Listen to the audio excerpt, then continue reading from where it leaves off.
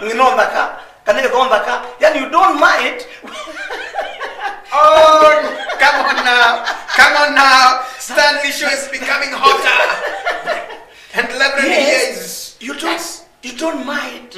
You are becoming Idondaka, the father of a son on what board? You need to think of ni wapi huyu mtoto anaenda for these programs, because also if we are dealing with the parenting, we must know which camp are we sending our children for circumcision.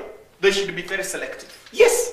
And that law is for mother or for father. Because now it's for both.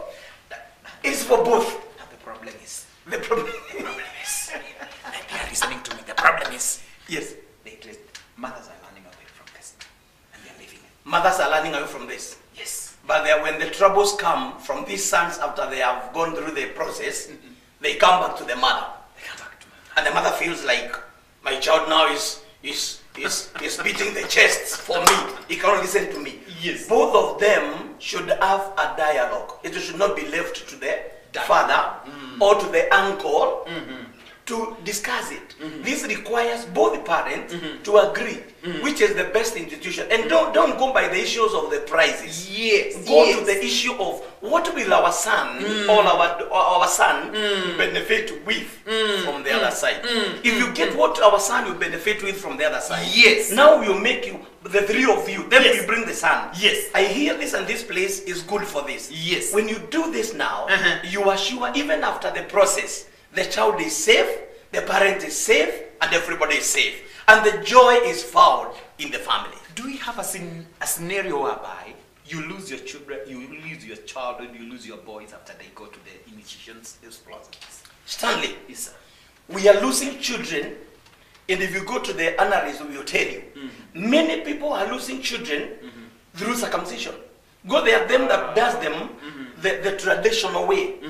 They are them who do it, and they beat them, they fight them, they want to kill them. The traditional way is causing many deaths. Their boys, let me tell you, Stanley. Yes, sir. Their children will not report to the school in January, just because of the process of going through the process of manhood. And it should be a... Because some of the things they are done to them, even to you as a human, you can't imagine. At this age, you are beating a child, telling them to understand this language, to understand this and this, and those things will help them nowhere in life. Come on now! Nowhere in life. Speak like it is. It is not a scripture. Yes. Those things they are taught there are not scriptures. They are not from the high school. They are not from the parents. They are not syllabus. Where is this thing coming from?